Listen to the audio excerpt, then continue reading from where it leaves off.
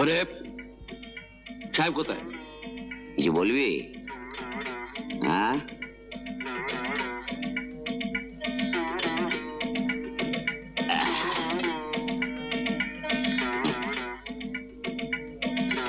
বল সাহেব কি দরকার বল।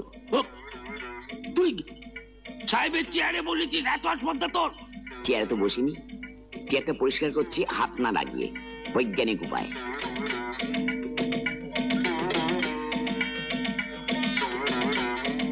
বল তোর কি কেস আছে বল, তোরে লড়ে যাই। আমার হয়ে তুই কেস লড়বি না?